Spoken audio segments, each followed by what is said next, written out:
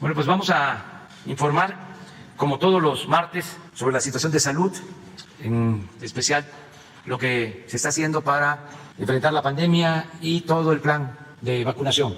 Vamos a iniciar con el doctor Jorge Alcocer, que también va a estar informando los martes sobre el abasto de medicamentos, que es algo de mucho interés, para que no nos falten los medicamentos, sobre todo los más necesarios, indispensables, los que tienen que ver con la atención de niños con cáncer, de quienes más requieren de tener los medicamentos, y todo el esfuerzo que estamos haciendo para contar con todos los medicamentos y cumplir con el compromiso de que se entreguen de manera gratuita atención médica y medicamentos gratuitos, garantizar el derecho a la salud, que es un objetivo, un propósito que tenemos y que vamos a cumplir poco a poco, pero se va avanzando en ese propósito. Va a intervenir también el doctor Hugo López-Gatell para informar sobre la pandemia, Marcelo Ebrard para informar sobre el abasto de medicamentos, de cómo estamos consiguiendo vacunas, cuántas llevamos ya adquiridas de las farmacéuticas. Luego el general secretario, Luis Crescencio Sandoval, nos va a informar sobre la distribución, la logística de distribución de todas las vacunas, todo lo que se lleva a cabo para que lleguen las vacunas hasta los pueblos más apartados de México, que no solo se vacune en las ciudades, en los lugares de más fácil acceso, sino que todos tengan garantizado el derecho a ser vacunados, protegidos. Terminando la agenda de salud, le voy a pedir a Marcelo Ebrard que les informe sobre la llamada que tuvimos ayer con la vicepresidenta Kamala Harris, lo que se trató, y de una reunión que se va a celebrar también el día de hoy con funcionarios del gobierno de Estados Unidos. Entonces empezamos con el doctor.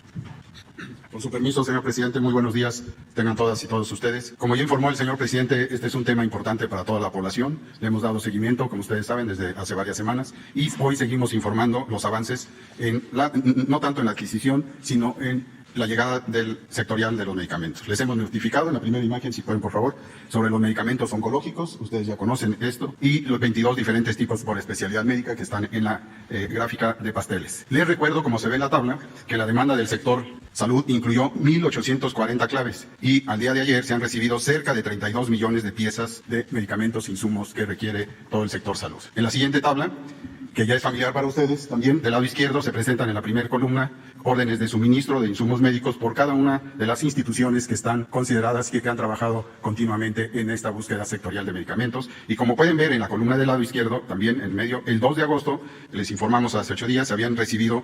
262.231.729 piezas, y con lo de ayer se agregaron ya 3 millones, lo de la semana, 3.441.070 piezas más, que corresponden a 3.699 órdenes de suministro generadas en la semana. Finalmente, también vemos en la tabla de la derecha, que como se demuestra, la entrega comprometida para que podamos tenerla el 27 de agosto, en que llegarán en total 16.505.000 piezas más de aquí al fines de agosto. En la última lámina, y de acuerdo a la emisión mensual de las órdenes de suministro de medicamentos, con corte al día de ayer, esperamos cumplir con esa cifra de 83.565.129 durante el mes de agosto, como les señalé, y en el mapa pueden ver las empresas distribuidoras de los medicamentos, que corresponden a CIMSA, la Compañía Internacional Médica, que está en color amarillo y que cubre varios de los estados del país, MFA o Médica Pharma Arcar en azul, Vantage, el grupo que corresponde al grupo Bankish en verde, y Birmex en rojo, que matizado está en los institutos de salud y desde luego en el área metropolitana. Esto desde luego integra la mayor parte de los ya mencionados antineoplásicos, que como ya les señalamos hace 1 y 2 semanas, están contempladas las adquisiciones para 1 a 3 meses sin tener, las adquisiciones ya están logradas, pero para la llegada de estos productos. Este es cuánto les puedo actualizar, vamos bien, y desde luego estamos atentos a lo que se menciona en algunos momentos de que no llegan o que no están de la área de depósito, de donde están almacenados, a los hospitales, y corresponde también la ayuda de la población usuaria para que nos hagan saber esto. En breve se va a tener una expresión mayor de la comunicación para que esto sea de inmediato atendido en el caso de que esto no fuera así. Muchas gracias. Con su permiso, presidente. Muy buenos días, secretarios, muy buenos días. Muy buenos días tengan todas y todos ustedes. Vamos a comentar sobre el programa de vacunación COVID, el operativo Correcaminos, y algunos elementos de llamado a la población que consideramos importantes para que sigamos teniendo éxito en el avance del programa, pero además en los beneficios que está teniendo en la reducción de la mortalidad y la enfermedad grave. Llevamos ya en este momento prácticamente 73 millones de dosis aplicadas. Esto corresponde a 51.4 millones de personas adultas que han sido vacunadas y por lo tanto 57% de la población adulta ya está protegida.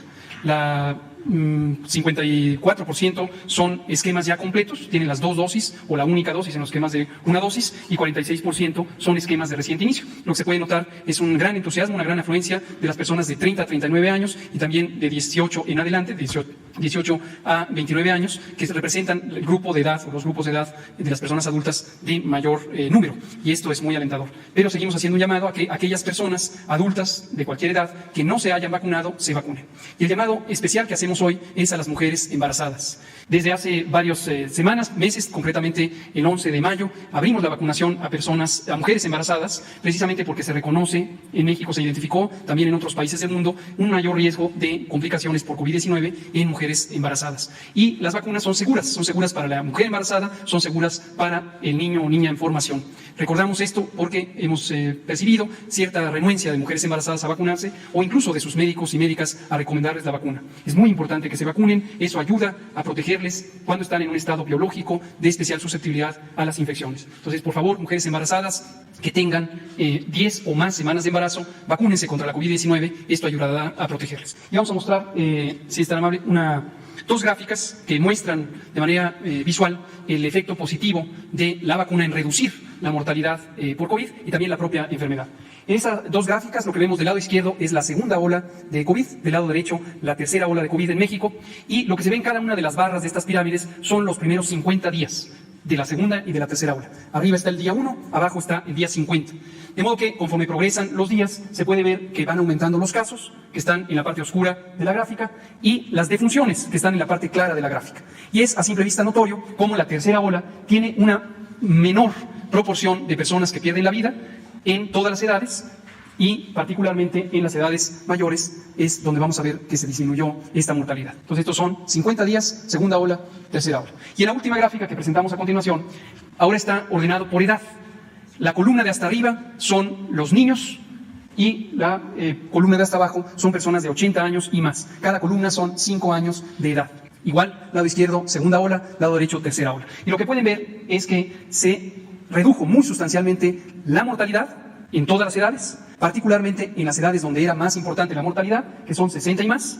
Segunda cosa es que se redujeron los casos en las personas adultas mayores, que fueron las primeras en ser vacunadas. Y lo tercero que vemos, y es muy importante tenerlo presente con base en evidencia, es que la mortalidad en adolescentes y niños ya era muy baja en la segunda ola, continúa siendo baja en la tercera ola. Entonces, todas estas ideas que han circulado de que ahora es una epidemia de adolescentes y niños no tienen un sustento de evidencia ni en México ni en ninguna otra parte del mundo. Finalmente, recordamos, vacunarse contra la COVID-19 salva vidas, evita hospitalizaciones, y hacemos el llamado a mujeres embarazadas, 10 o más semanas de embarazo, acérquense a cualquier unidad de vacunación COVID y serán recibidas en cualquier momento para ser protegidas y proteger también a sus bebés en formación. Muchas gracias.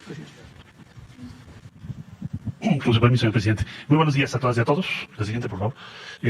Ayer se tuvo una llamada del señor presidente López Obrador con la vicepresidenta de los Estados Unidos, Kamala Harris. Se tocaron varios temas, en unos momentos más voy a informar sobre ello, pero de lo que estamos viendo ahorita, que son vacunas, se comentó ayer que México recibirá o va a enviar a Estados Unidos a México 3,5 millones de dosis de la vacuna de Moderna, que por cierto ya fue o está por ser validada por COFEPRIS, y hasta 5 millones de dosis de la vacuna de AstraZeneca Oxford. Este envío, que será en las próximas semanas, va a complementar de manera importante el esfuerzo que estamos haciendo aquí en México. Agradecemos profundamente esta muestra que constata cuál es la relación entre los dos países. Esta gestión la encabezó el presidente López Obrador desde que vino la vicepresidenta Harris, que le comentó el presidente que para México era primordial esto, el poder acceder no solo a más vacunas de AstraZeneca, que como saben ustedes ya en México se está usando de manera muy amplia, sino también porque nos interesa la vacuna Moderna, que es parecida o similar en tecnología a la que tiene Pfizer. Bueno, entonces vamos a continuar hoy el diálogo de alto nivel con los Estados Unidos para diversos temas que enseguida pasaré a comentar en un momento más. Hoy va a haber una reunión con varios funcionarios de Estados Unidos. Tenemos una visita que encabeza Jake Sullivan y va a venir también el secretario de Mayorkas y Juan González, que como ustedes saben vinieron hace poco a México, luego nosotros los visitamos en Washington, ahora ellos vienen a México. Son muy frecuentes estas reuniones y hay varios temas que estamos comentando con ellos que tienen que ver entre otros con las vacunas y la cuestión de la frontera México-Estados Unidos. La siguiente, por favor. Tenemos ya rebasamos 90 millones de vacunas el fin de semana y este mes vamos a rebasar 100 millones, de manera que continúa la producción, envasado y llegada de vacunas a México para sustentar el programa, el plan de vacunación que ha diseñado la Secretaría de Salud. La siguiente, por favor. Bueno, se hizo un llamado al G20 por instrucción del señor presidente de la República. Hay un acuerdo de la mayor parte de los países G20 para que se reconozcan todas las vacunas que autorice la Organización Mundial de la Salud. O sea, que no se haga geopolítica con las vacunas. Si la Organización Mundial de la Salud reconoce y acredita una vacuna, todos los países tenemos que hacerlo. Y no unos sí y otros no, por razones de otro tipo. ¿A qué me refiero? Si tenemos Sinovac autorizada, Pfizer autorizada, AstraZeneca autorizada por la Organización Mundial de la Salud, pues todos los países, sea la Unión Europea, los que integramos la Comunidad de Estados Latinoamericanos y del Caribe, los Estados Unidos, Canadá, y así sucesivamente, todos deberíamos de reconocer las mismas y abstenernos, limitarnos de no hacer o no meter la política con las vacunas porque es muy mala idea. Si está autorizada por la Organización Mundial de la Salud, que es la que formamos todos los países del mundo, pues debe estar acreditada por todos los países que somos partes de la Organización Mundial de la Salud. Bueno, esto es importante y se está avanzando con esta iniciativa que nos pidió el presidente que lo presentáramos, que toda la comunidad internacional, entonces, respetemos lo que nos está señalando la Organización Mundial de la Salud. Y creo que es todo, ¿verdad? Bueno, eso sería cuanto, señor presidente. Con su permiso, señor presidente. Vamos a informar sobre la distribución de la vacuna en esta semana. Adelante, por favor. Se recibieron entre el 15, 30, 31 de julio, 3 y 4 de agosto, una serie de vacunas Pfizer, AstraZeneca y CanSino. Estas fueron trasladadas a INCAN y a Birmex para su notificación y se determinó la distribución de 4.133.063 dosis.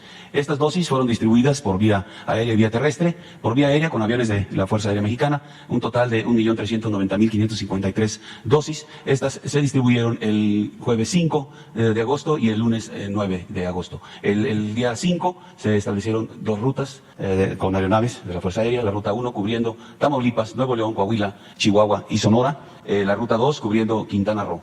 Y el día lunes 9 se hicieron dos rutas para cubrir 6 estados. La ruta 1, Chihuahua, Sonora, Baja California y Sonora.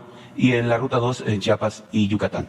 La distribución terrestre se realizó de la siguiente manera, fueron 2.742.510 dosis. Se hicieron dos rutas, el día jueves 5 de agosto, donde acudieron los estados a Birmex a recoger sus vacunas, que fueron Morelos y Puebla. El día sábado 7 se hicieron 7 rutas, que también acudieron a Birmex, que fueron los estados de Querétaro, Ciudad de México, Estado de México, Morelos, Puebla, Hidalgo y Tlaxcala. Y dos rutas que salieron de Birmex hacia el estado de Veracruz y Tabasco, que fue esa la ruta 1 y la ruta 2 hacia Oaxaca. El lunes 9 de agosto se organizaron 5 rutas para cubrir 9 estados. En la ruta 1 se cubrió Michoacán y Jalisco, la 2 Guanajuato y Coahuila, la 3 San Luis Potosí y Nuevo León, la 4 Guerrero y la 5 Nayarit y Durango. A todas estas rutas terrestres se les dio la seguridad como se ha venido haciendo a través de fuerzas del Ejército, de la Guardia Nacional y de Marina. Adelante, en resumen, la distribución realizada 5, 7 y 9 de agosto fueron transportadas 4.133.063 dosis, 1.390.553 vía aérea y terrestre 742.510, perdón. La distribución abarcó a 29 entidades federativas, se materializaron 37 movimientos terrestres con sus respectivas escoltas de seguridad, 18 movimientos aéreos con 25 horas y media de vuelos para la distribución a los diferentes lugares, empleando 1.126 hombres, 111 vehículos y 4 aeronaves. Es todo, señor presidente. Sí, con su permiso, señor presidente, para informarles los dos temas que aquí se mencionaron. Ayer hubo una llamada con la vicepresidenta Kamala Harris. ¿Qué temas se tocaron principalmente? Pero primero nos dio a conocer el respaldo del gobierno de los Estados Unidos a la estrategia que México está siguiendo para inmunización o vacunación, y por lo tanto nos anunció que se van a enviar esas vacunas que acabo de referir, 3.5 millones Moderna, acuérdense que son 2 dosis, y 5 millones AstraZeneca, fechas de arribo por confirmarnos, pero esto ya es muy pronto, es decir, en el mes de agosto. En segundo lugar, se comentó la presentación que hizo el gobierno de los Estados Unidos de su estrategia para atender las causas de fondo de la migración, que eso está vinculado con la visita que tenemos hoy, que encabeza Jake Sullivan, con quien yo ya he tenido el gusto de reunirme, que es un asesor muy cercano del presidente de los Estados Unidos, y viene el secretario Alejandro Mayorkas, y también asesora de la vicepresidenta en la materia, que la acompañó a su viaje a México, y otros funcionarios de los Estados Unidos, como Juan González, que es el director senior para el hemisferio occidental en el Consejo de Seguridad Nacional, o Ricardo Zúñiga, que es el enviado especial para el Triángulo del Norte de Centroamérica, que también ya nos hemos reunido con todos ellos. Bueno, habrá hoy reunión de trabajo, pero el día de ayer comentó la vicepresidenta que ya habían presentado una estrategia o pasos que van a seguir para atender un argumento central que México ha venido insistiendo, que es, hay un diferencial evidente en el nivel de ingreso, en riqueza relativa entre los Estados Unidos, México y los países de Centroamérica. Y también ahora hay una diferencia en cuanto al ritmo que va a tener la recuperación de la economía. Ayer la vicepresidenta Harris comentó con el señor presidente del plan que tienen para infraestructura y otras iniciativas en los Estados Unidos para lograr la recuperación económica lo más pronto posible. Incluso mencionó que son proyectos de trillones de dólares probablemente. Bueno, entonces esto va a acelerar ahora otro diferencial, que es la diferencia en la capacidad o velocidad de la recuperación económica de los países que acabo de mencionar. Es decir, Centroamérica está en una circunstancia, Estados Unidos está en otra, en donde evidentemente en Estados Unidos van mucho más rápido. Bueno, entonces resulta muy pertinente revisar y conocer cuál es la estrategia que efectivamente ya anunció la vicepresidenta Kamala Harris. Es importante que venga una delegación de este nivel para conversar con nosotros sobre ese tema. Eso no es usual, pero también nosotros mandamos una delegación hace apenas 2 semanas a Washington. Entonces no es usual que haya un contacto tan frecuente, pero lo menos muy positivo, porque habla de la intensidad y capacidad de diálogo entre los dos países. Entonces se va a tocar también ese tema de la migración, la estrategia que Estados Unidos plantea, lo que México piensa.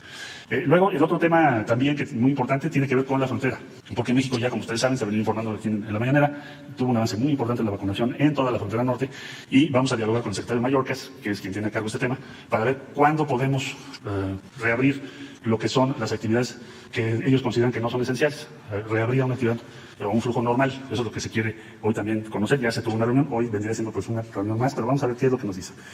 Otro tema que se va a tratar muy relevante, que el señor presidente ha estado insistiendo en él, es que se retome el diálogo económico de alto nivel entre México y Estados Unidos. Este diálogo ya no se ha llevado a cabo desde el año 2016, 5 años. ¿En qué consiste el diálogo?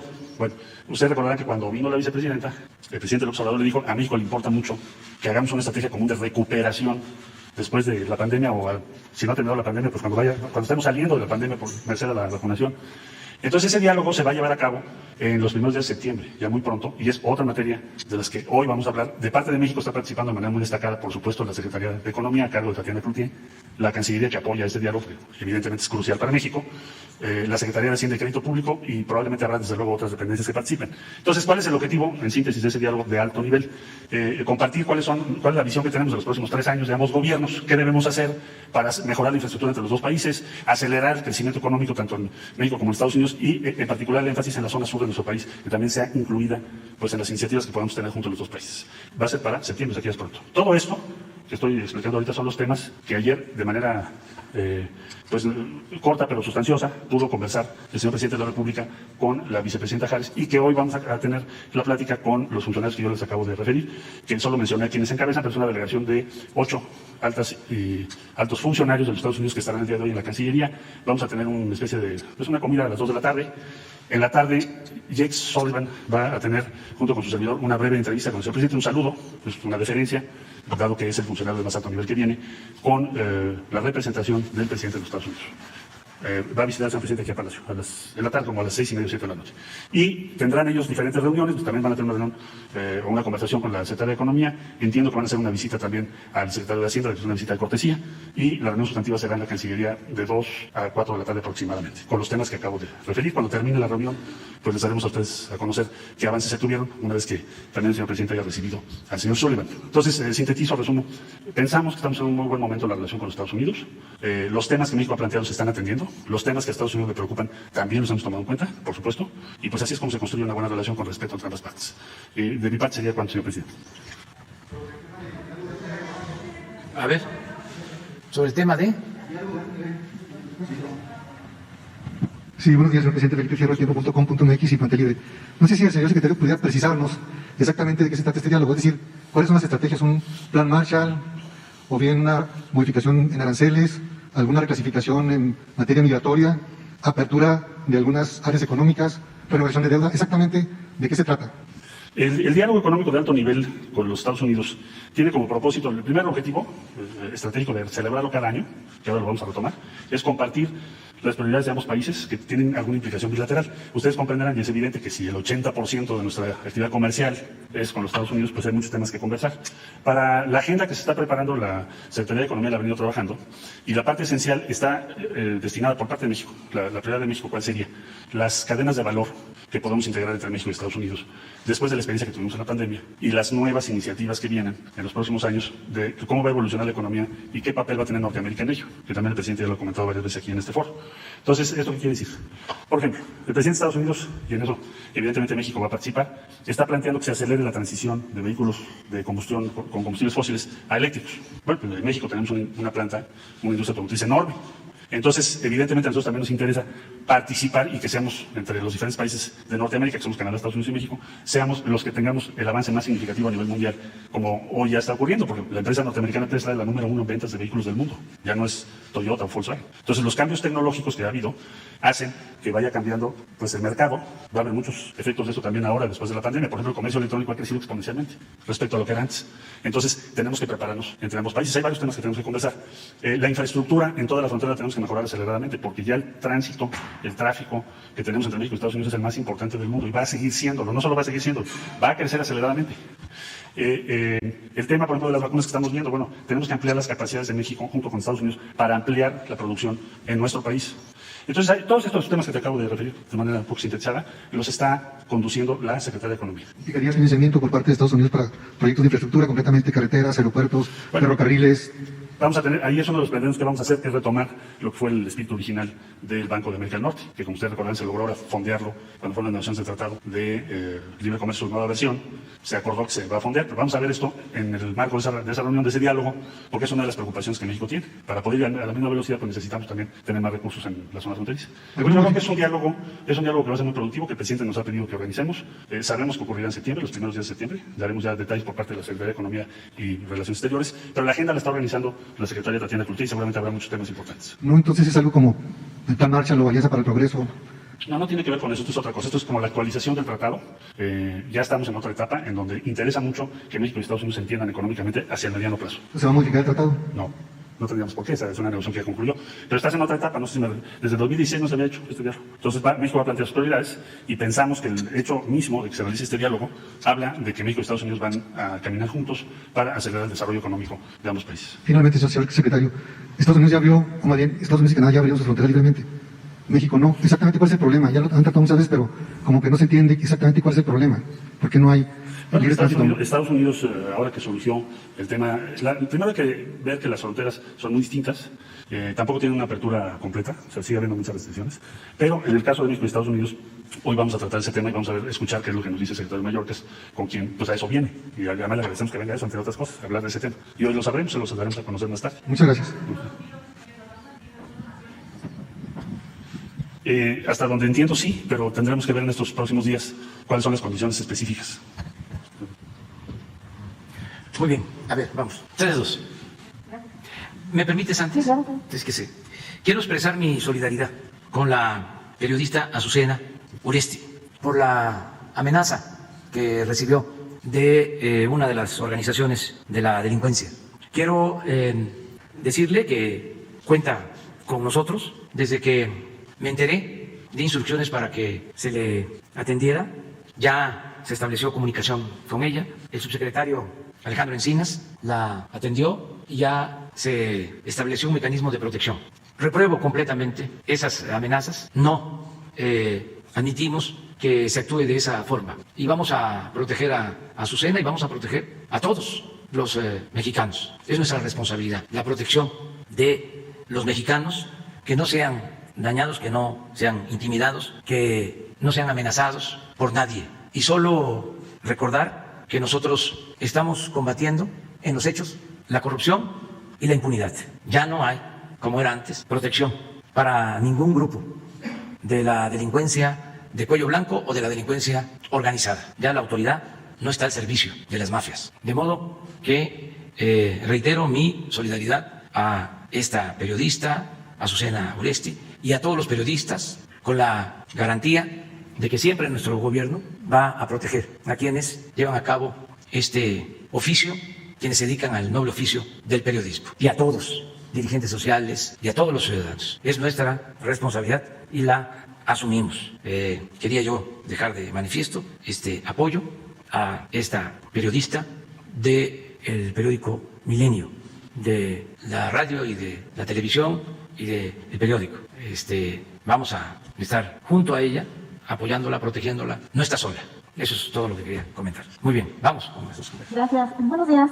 Liliana Nula, de Pulso Saludable. Preguntarle, señor presidente, si con estos 3.5 millones de vacunas de Moderna y los 5 millones de Astra, ya decía que es una donación. ¿Por qué hace este tipo de donaciones últimamente Estados Unidos? No sé si está pensando en apoyarnos para hacer la reapertura de las fronteras un poco más rápido. No sé si me podrían ayudar con esa pregunta. Gracias.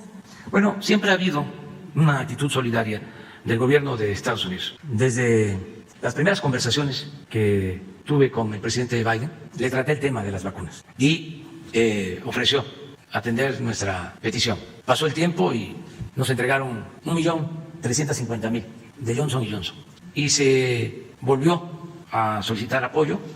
En la entrevista, en el encuentro que tuvimos aquí en Palacio con la vicepresidenta, me volví a plantear el asunto, en especial porque queríamos vacunar todos los municipios fronterizos para facilitar lo de la apertura por completo de la frontera. Ya avanzamos, ya se vacunaron a todos los mayores de 18 años en 45 municipios fronterizos.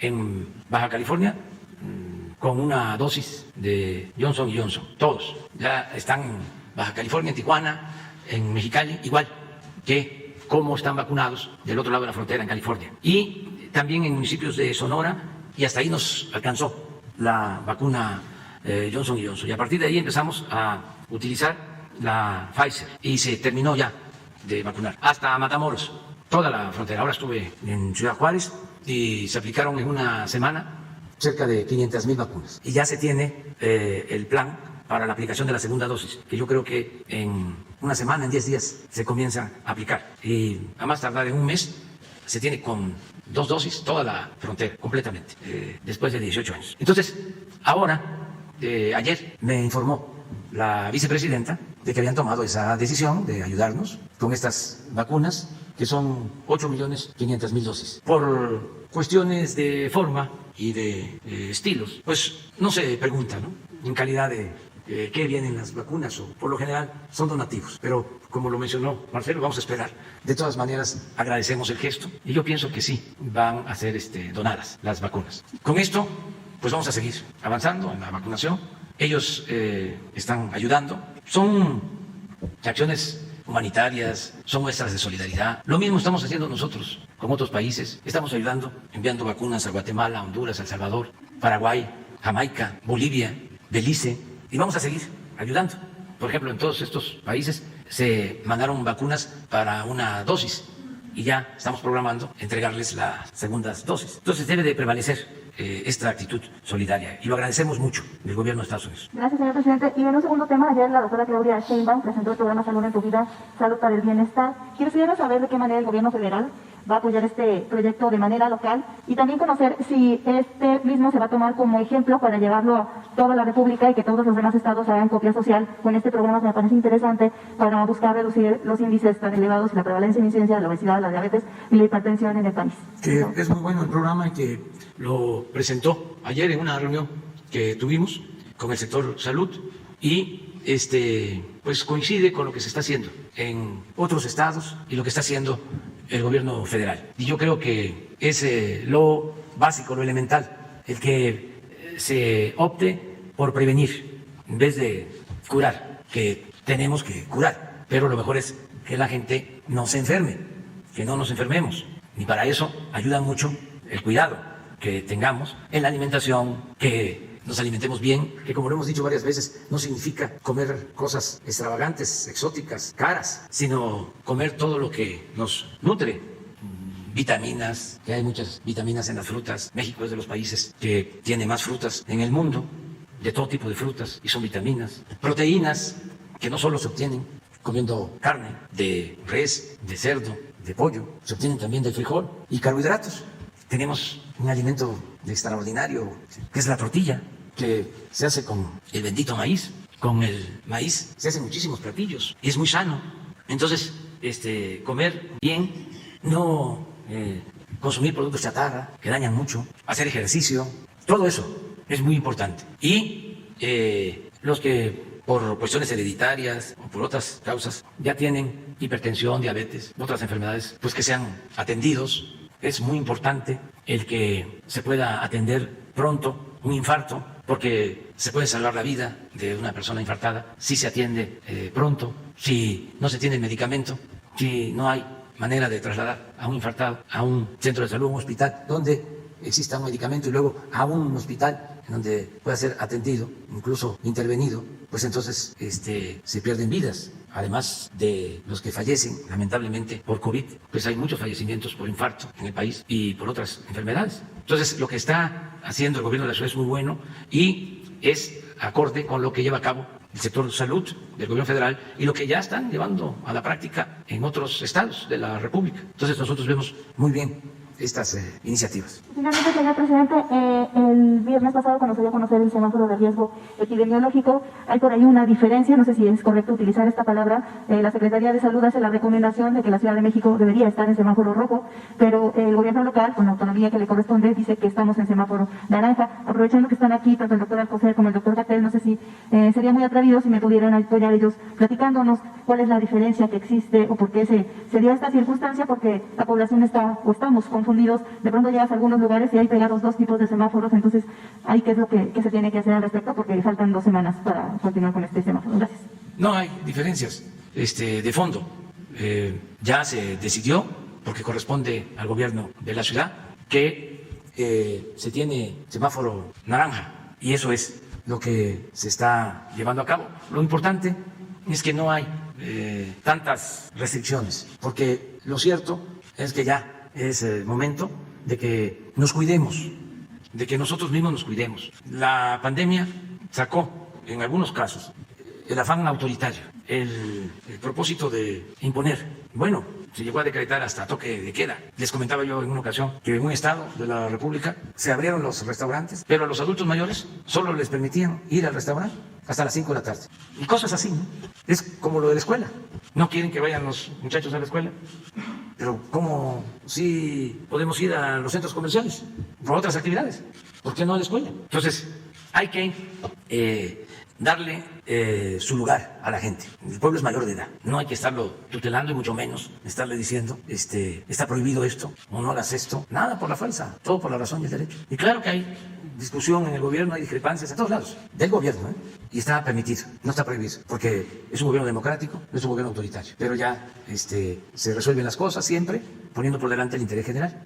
Gracias, buenos días. Shaila Rosagel, corresponsal del Grupo Gili, El Imparcial de Sonora, La Crónica de Mexicali y Frontera de Tijuana. Preguntar sobre la plática, la conversación de ella que tuvo con la vicepresidenta Kamala Harris.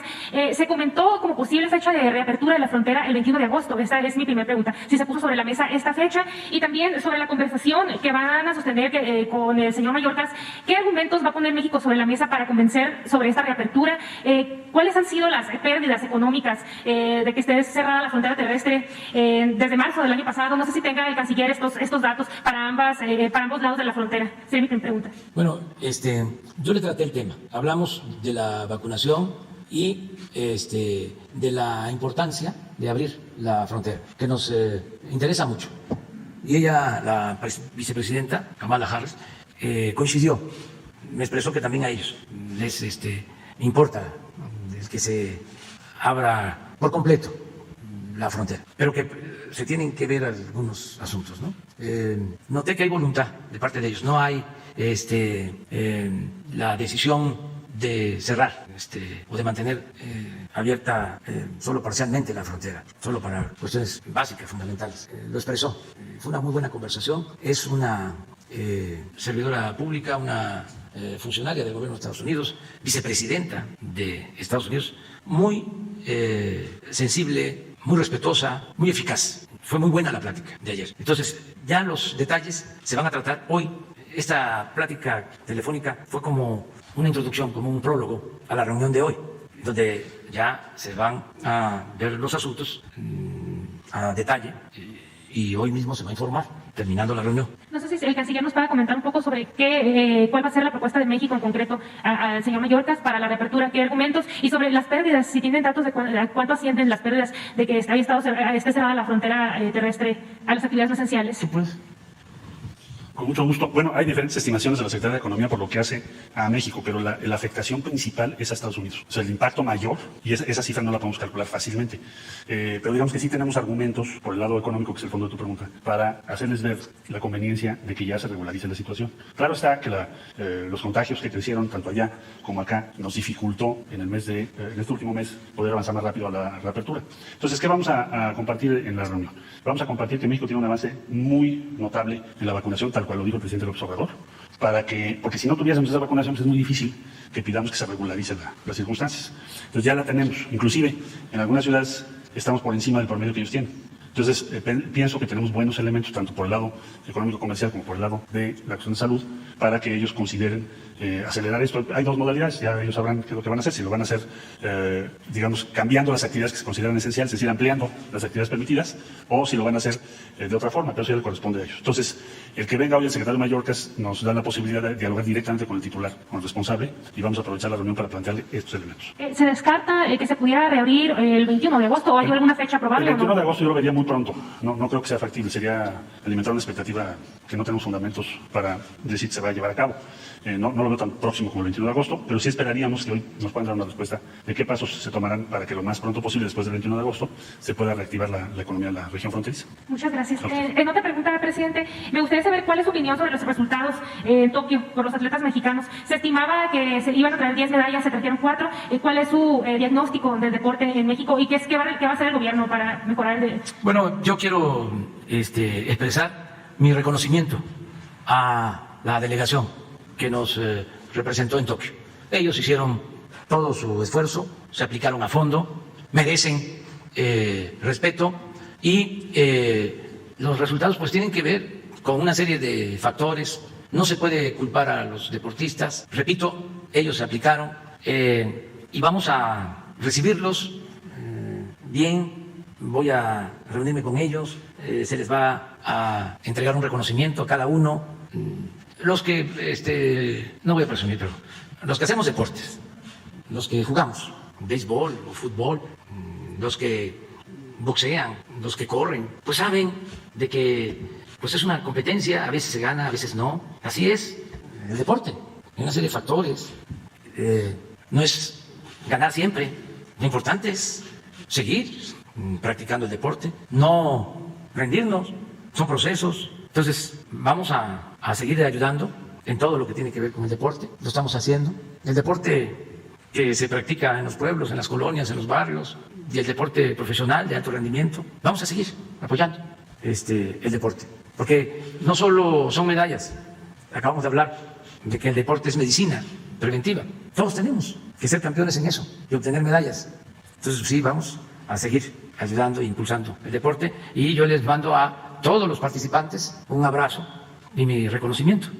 Presidente, ya por último, sobre la regularización de autos de procedencia extranjera. En Baja California, si tiene el dato de cuántos se estiman que se van a regularizar, qué características deben de cumplir estos autos para ser considerados en el programa, cuáles serán los requisitos y los costos, y también cuántos vehículos consideran que podrían regularizarse en todos los estados de la frontera, porque ayer entiendo que usted comentó que se va a extender este programa a toda la frontera. En un mes vamos a tener ya resultados, van a estar definidos los mecanismos para la regularización de estos vehículos. Vamos a iniciar en Baja California, en las ciudades de Baja California, en Tijuana. Ahí vamos a comenzar. Estuve en Juárez y también, una vez que se concluya con Baja California, vamos a la frontera de Sonora, de Chihuahua, de Coahuila, Nuevo León, Tamaulipas, en todas las ciudades fronterizas. Es un programa que vamos a aplicar. Pero estamos definiendo el procedimiento, las condiciones.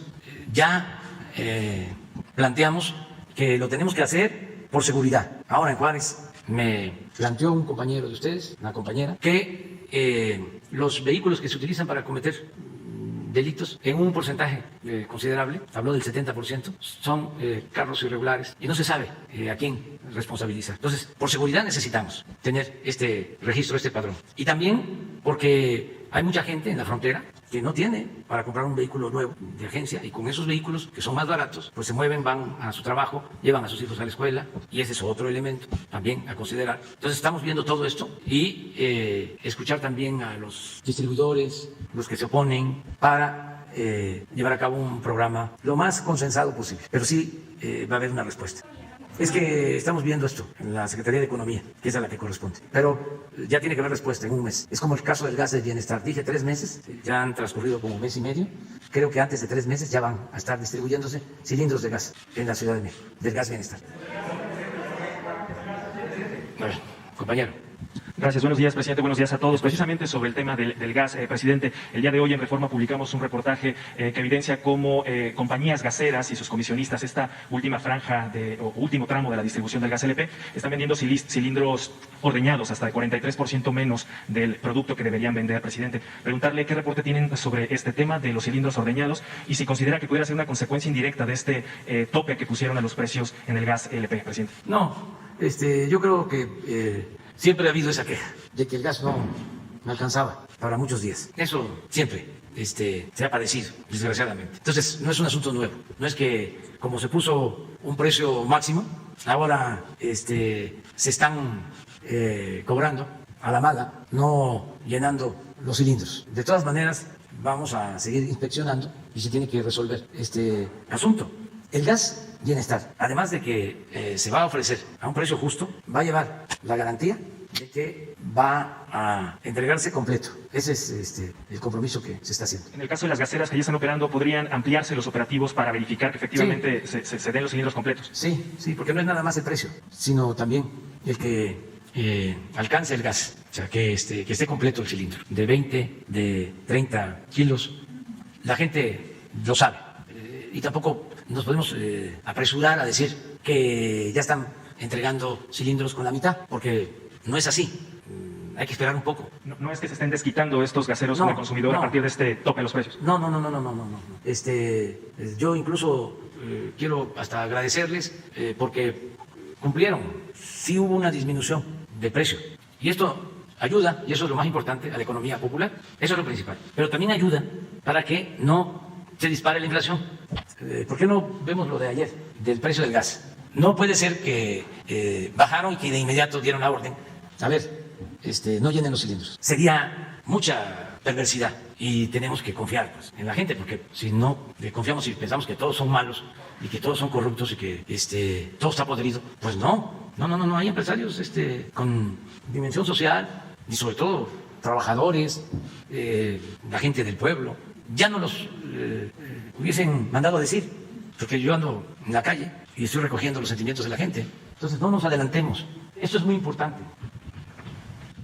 Esta disminución, aquí venía, este es el estacionario y este es el de cilindros, es el que más consume la gente, mayor porcentaje. Y miren, se tomó la decisión y se redujo. Entonces este diferencial, pues no lo pueden compensar quitándole la cantidad de gas que llevan los cilindros. O sea, sería, repito, muy perverso y inaceptable de comprobarse, ¿no? ¿Su balance a unos días de que se fijaron estos topes máximos es positivo? Es esto, muy positivo. Y esto se va a complementar con el gas bienestar. ¿Por qué se incrementó tanto el precio del gas? Porque no había competencia, no hay todavía. Entonces, es importante la competencia, que no haya monopolios. Entonces, antes, como aquí lo explicaban ustedes, Pemex intervenía, no solo en el abasto a mayoristas, sino en la distribución.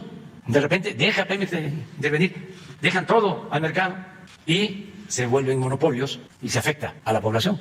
Entonces, por eso vamos a continuar dándole seguimiento al gas para que den cilindros completos y se mantenga un precio justo. Presidente, y en un segundo tema, si me permite, sobre la crisis en el Tribunal Electoral. Ayer se da lugar a lo que parece una vía para superar esta problemática. Se retiran los 2 presidentes que habían, tanto el depuesto como el que había sido elegido. Se nombra un presidente interino durante un mes para agilizar un proceso de transición que le llaman. ¿Considera que con esta solución o con esta vía que encontraron en el tribunal queda zanjada la problemática en el Tribunal Electoral? No, porque no está bien el tribunal. No han demostrado actuar con rectitud. A mí me decepcionaron y tengo pruebas. Cuando resolvieron cancelar las candidaturas en Michoacán y en Guerrero, actuaron bajo consigna, no actuaron como jueces. Incluso cayeron en contradicciones garrafales.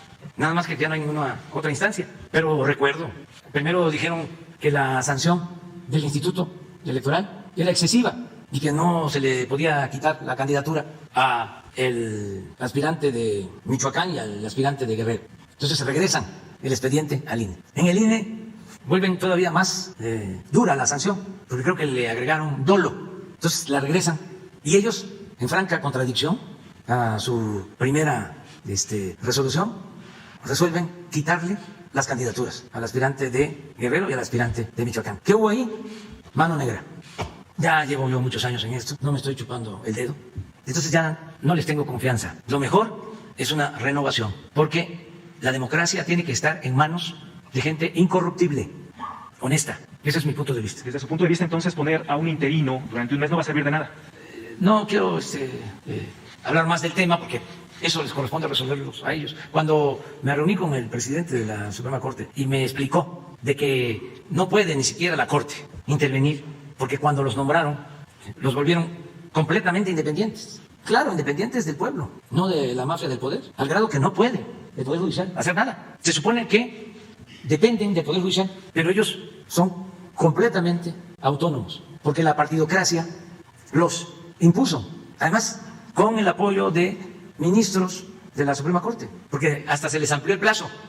Esto que le negaron al presidente de la Corte, que se rasgaban las vestiduras, los mismos ministros que votaron por ampliarle el plazo a los magistrados electorales, los mismos ministros que ampliaron el plazo, son los que estaban en contra de que se ampliara el plazo para el presidente de la Corte, que quería llevar a cabo la renovación del Poder Judicial y combatir la corrupción. Entonces, hay mucha hipocresía, son muy falsarios. Entonces se requiere gente, se requieren ciudadanos honestos, íntegros, en todo el Poder Judicial, en el Poder Ejecutivo, en el Poder Legislativo. Aquí, ¿cuánto nos ha costado? Y todavía no terminamos de limpiar.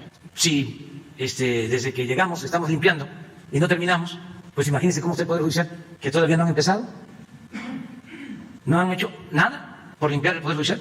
Y el que tenía ese propósito fue avasallado por los que vienen del antiguo régimen, ministros acostumbrados a servirle a los potentados, no al pueblo. Decía el ministro Saldívar hace un rato a través de su Twitter que con esta vía que plantea el tribunal, la crisis en esta institución ha sido superada. ¿No coincide con él? No coincido. No coincido, eso tiene que renovarse. No hay más que una renovación tajante, tanto en el INE como en el tribunal. A ver. Bueno, le dije a él, compañero. Presidente, a propósito de, buenos días, perdón, Hans Salazar de Noticias Redes, a propósito del tema de la Suprema Corte, de cómo ya se está planteando las cosas y que usted ahorita lo está confirmando, ¿usted tiene alguna estrategia diferente para promover alguna reforma de fondo? Es decir, el primer plan era esta ampliación de mandato del ministro Saldívar, sin embargo, ya en estos días, bueno, pues se ha descartado por completo. ¿Algún otro plan usted tiene ya en marcha? ¿Usted cree que sigue siendo viable esta reforma de fondo de la Suprema Corte, bueno, del sistema judicial en nuestro país, o ya lo ve muy complicado para el resto del sexenio? Yo creo que lo que podemos hacer todos los mexicanos es exigir que los jueces, los magistrados, los ministros actúen con rectitud y con honestidad y no dejar de denunciar hasta que ellos mismos, sin injerencismos, lleven a cabo una reforma. Yo no voy a proponer un cambio a la Constitución como lo hizo Cedillo, no, porque quiero que haya división y equilibrio de poderes. Al mismo tiempo voy a estar denunciando todos estos actos de corrupción que se dan en el Poder Judicial, como cualquier ciudadano. Y tengo la esperanza de que despierte el Consejo de la Judicatura y que asuma un papel más activo, porque ese Consejo es el encargado de vigilar la conducta de jueces, de magistrados, de ministros, de conformidad con la ley. Entonces ellos pueden avanzar para moralizar el Poder Judicial, para purificar el Poder Judicial. En el caso de los ministros, no veo, la mayoría no quieren el cambio, no veo que haya voluntad. A lo mejor me equivoco, ¿no? Y ojalá me equivoque, pero no los veo con interés de hacer justicia. Tienen una concepción, en el mejor de los casos, muy ortodoxa en la aplicación de la ley. No son capaces de entender de que la ley se hace para la gente, que la gente no puede someterse a la ley. La ley está hecha para beneficiar al pueblo, para proteger al pueblo. menos van a estar pensando como Morelos, que decía que haya tribunales que protejan al débil de los abusos que comete el fuerte. ¿Ustedes creen que ellos coinciden con eso? Nada más están al servicio del fuerte.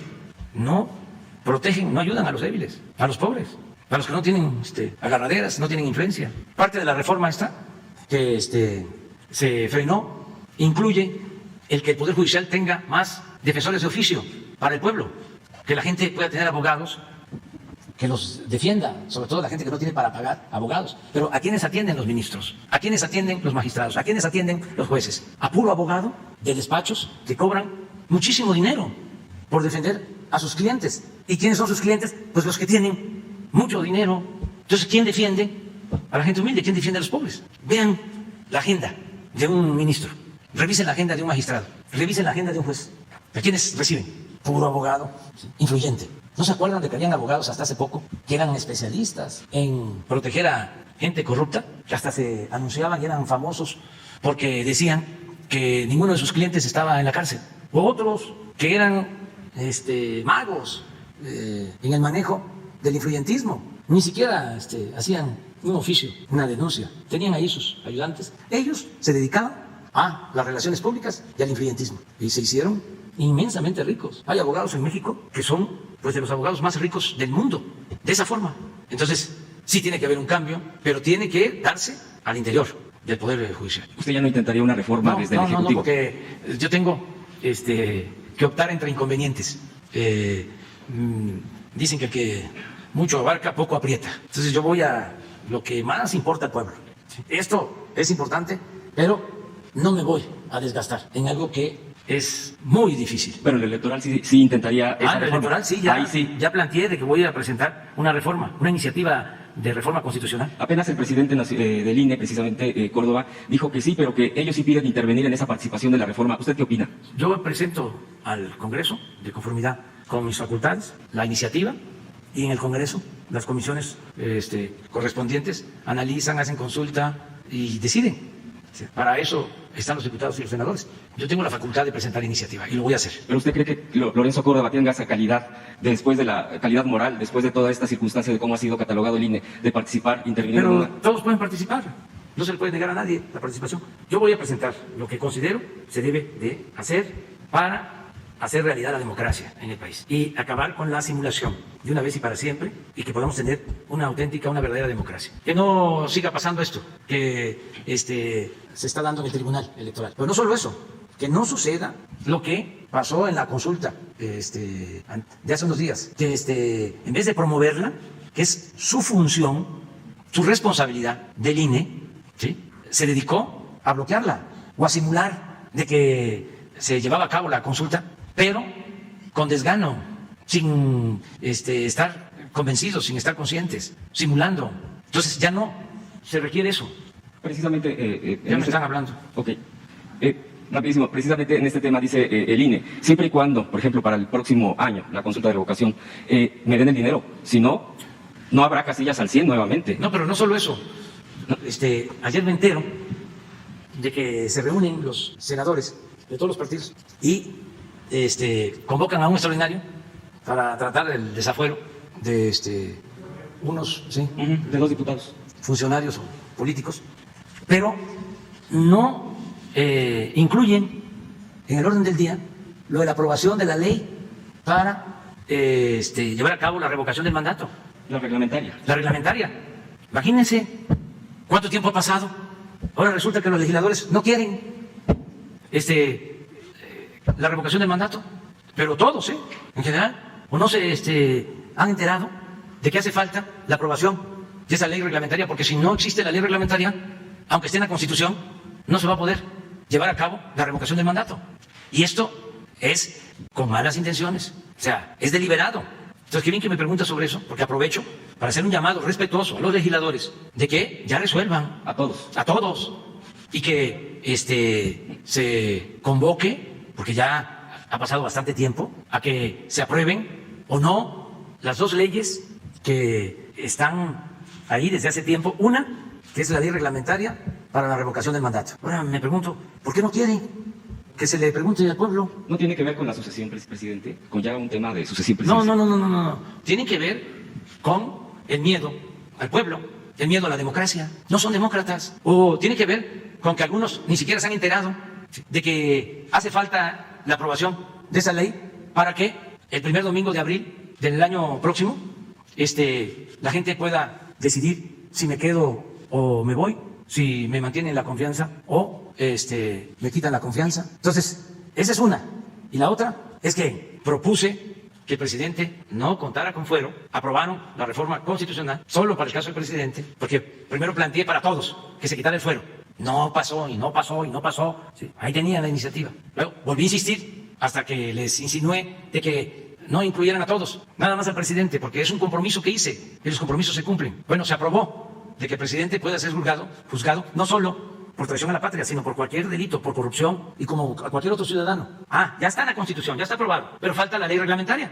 Y lo mismo, sí, ayer convocan extraordinario, ya se está terminando esta legislatura y resulta de que no incluyen tampoco la aprobación o no aprobación de esta otra ley. Entonces, ¿de qué se trata? Lo tengo que decir así porque creo que muchos legisladores no saben de esto.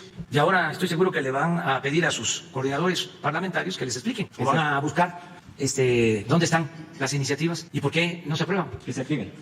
Presidente, por último, antes que se vaya, rapidísimo, le comento que hay dos casos precisamente por un sistema judicial bastante deficiente y todo esto que ya se ha mencionado. El tema de la diputada Liliana Goyas, pues es delicado. De hecho, ya ha subido un video donde la han golpeado, la han vejado. Es una diputada local del Estado de México porque se atrevió, todo parece indicar que de ahí proviene estas amenazas, incluso ya de muerte, porque se atrevió a cuestionar al Sindicato Único de Trabajadores del Estado de México en el Pleno. Y sin embargo, bueno, ella denuncia que sus propios compañeras no le han querido apoyar, le han dado la espalda y bueno, pues ella está escondida, tiene miedo. Es una denuncia que, repito, subió un video a las redes sociales, está ahí a la vista y bueno, pues está desesperada, pide apoyo porque a nivel local, digo, en el Estado de México nadie le ha brindado. Y el segundo punto rapidísimo es Antonio Barragán y Gilberto Baena, son dos exlíderes, exmiembros de la organización del Campesina Sierra del Sur de Guerrero, que usted conoce perfectamente porque tiene bastantes años este tipo de organizaciones y que fueron una de las organizaciones, ellos incluso fueron víctimas de, afortunadamente no los mataron en el Vado de Aguas Blancas, el famoso asesinato a mansalva en el 95, en fin, todos estos casos terribles de nuestro país. Ellos huyeron hacia San Quintín, Baja California, pues para salvar la vida. Allá se fueron de jornaleros, trabajaron y sin embargo llegó prácticamente la mano hasta allá de García Luna, está señalado por ellos, de Genaro García Luna, y con obviamente más cómplices, perseguidos políticos, están encerrados después de 20 años bajo tortura, bajo amenazas, están en penales. Y lo digo porque a propósito del decreto que usted ya ha anunciado respecto a esto, no les quieren aplicar el protocolo de Estambul, que es también uno de los requisitos para poder procesar este tema del decreto. Y yo le preguntaría, presidente, cuando las autoridades se niegan a esto, en el propio decreto vendrá este tipo de circunstancias para poder atender estos casos olvidados, porque quizá a veces no son tan mediáticos, no son presentados. ¿Qué va a suceder con estos casos, presidente? Serían los dos que yo les pongo y le agradezco que me haya dado la palabra. Es oportuno porque hoy me presentaron ya el proyecto de este decreto que lo elaboró la secretaria de Gobernación en coordinación con la secretaria de Seguridad Pública, y entonces vamos a que se tome en cuenta esto que estás planteando de cuando no se quiere hacer esta prueba, esta práctica, que procede que en el caso de la iniciativa se incluya. Y lo otro acerca de la legisladora, pues le pedimos pues a la encargada de atención ciudadana, Leti Ramírez, que nos ayude para que con Alejandro Encinas, ¿sí?, se le proteja, se le apoye a esta legisladora. Sí, sobre todo porque hoy quedamos de dar la última revisada al decreto y ojalá y se incluya eso que estás planteando. ¿Mande? La voy a firmar esta semana. Sí, pero se va a publicar y ya van a tener ustedes toda la información. Sí, muy bien. Muchas gracias.